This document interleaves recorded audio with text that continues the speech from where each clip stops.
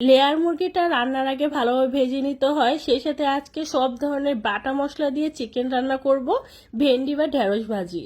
Hello everyone, আসসালামু আলাইকুম। চলে আসছি নতুন আরও একটি ডেইলি ব্লগ নিয়ে।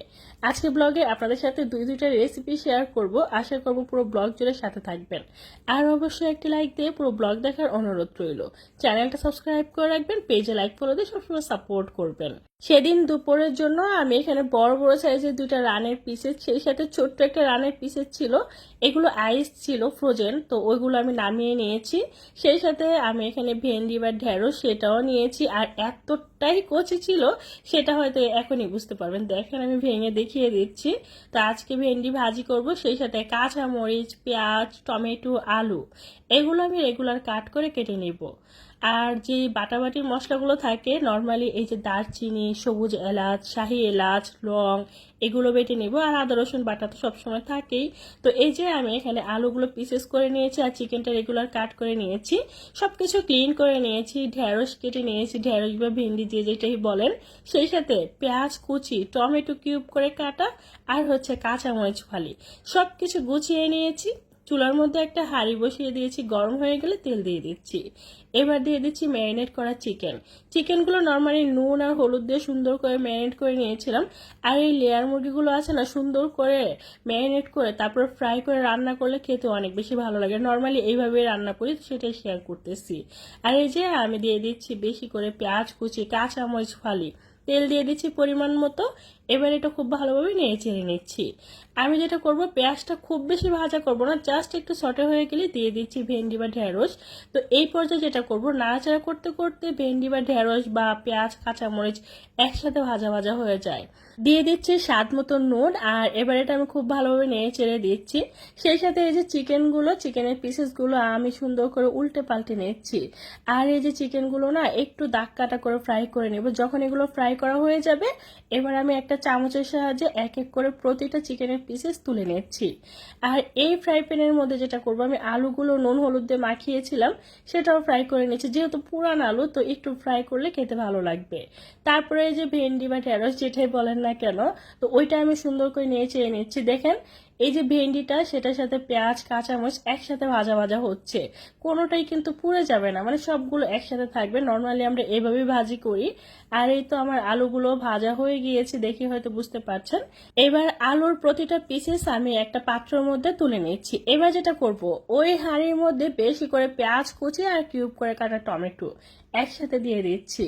তারপরে একটু নেড়ে চেড়ে নিচ্ছি। এবার আরো কিছুটা পরিমাণ তেল দেব, যেহেতু এখানে তেল দেওয়া হয় নাই। ওই যে চিকেন আর আলু ফ্রাই করছিলাম সেই তেলেই ছিল। তো যতটুকু আমার চাই ততটুকু তেল দিয়ে দিয়েছি। এবার এগুলো সুন্দর করে নেড়ে চেড়ে একদম সফট করে নিব। এত বেশি সফট হওয়া লাগবে না, কারণ রান্না করতে করতে অলরেডি সফট হয়ে যাবে। আর আজকে না চিকেনটা রান্না করবো সব ধরনের বাটা মশলা দিয়ে, আদা রসুন পেস্ট, কাঁচা মরিচ পেস্ট, সেই সাথে জিরা পেস্ট, আর হচ্ছে গরম মশলা যেটা আমি বেটেছিলাম আপনাদের সাথে শেয়ার করছি ওইটা। মানে সবকিছু পরিমাণ মতো দিয়ে এই মশলাটা না একদম তেল তারপরে পেঁয়াজ টমেটো একসাথে ভেজে নিচ্ছি। আর এটা ভাজার কারণে খুব সুন্দর একটি স্মেল আসে। এবার আমি যেটা করবো, পরিমাণ মতো পানি দিয়ে দিব, কারণ শুকনো মশলা দিতে হবে। স্বাদ মতো নুন, তারপরে দিয়ে দিচ্ছি হলুদের গুঁড়ো, সেই সাথে হচ্ছে লাল মরিচের গুঁড়ো, আর হচ্ছে ধনিয়া গুঁড়ো। তো এবার আমি এই মশলাটা খুব ভালোভাবে নিয়েছে একটু ভালোভাবে কষিয়ে নিব। এমনভাবে কষাবো যাতে করে উপর থেকে তেল ভেসে ওঠে। আর এই মশলাটা কষানোর কারণে কিন্তু টেস্ট আরো বেশি লাগে। সেই সাথে আমি কিছুটা শুকনো মরিচ এইভাবে ভেঙে দিয়ে দিচ্ছি। কালারটা যতটা সুন্দর আসে, খেতেও তার চেয়ে বেশি ভালো লাগে, শুধুমাত্র এই শুকনো মরিচটা এই পর্যায়ে দেওয়ার কারণে। যাই হোক, সুন্দর করে কষানো হয়ে গিয়েছে। এবার দিয়ে দিচ্ছি চিকেন আর হচ্ছে আলু, যেগুলো আমি একসাথে ফ্রাই করছিলাম, তো ওইগুলাই দিয়ে দিচ্ছি। এবার এই মশলার সাথে কিছুটা সময় নিয়ে সুন্দর করে কষিয়ে নিব। আর চুলার আঁচটা মিডিয়ামে রেখে কষিয়ে নিচ্ছি। সেই সাথে ঢাকনা দিয়ে ঢেকে ঢাকনা খুলে একটু পর নেড়ে চেড়ে এভাবে কষাচ্ছি। অল্প একটু পানি দিয়ে দিচ্ছি, আরও প্রায় 7 থেকে 8 মিনিটের মতো কষিয়ে নেব। তারপর যেটা করব, ঢাকনাটা খুলে দেখেন কি সুন্দর করে হয়ে গিয়েছে না, একদম উপর থেকে তেল ভেসে উঠেছে, এমনভাবে কষিয়ে নিয়েছি। এবার ফাইনালি দিয়ে দিচ্ছি পরিমাণ মতো ঝোল, আমার যতটুকু পরিমাণ চাই। তারপর ঢাকনাটা ঢেকে নর্মালি রান্নাটা করে নিচ্ছি।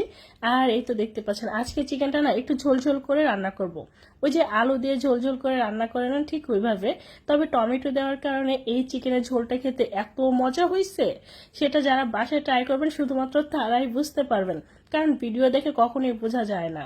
তো এই যে ফাইনালি আমার রান্নার ডান, আর আমি খুব বেশি তেল দিই নাই দেখে তরকারির মধ্যে তেলটা উঠে নাই, দেখে হয়তো বুঝতে পারছেন। যাই হোক, আমার রান্না বান্নার ডান।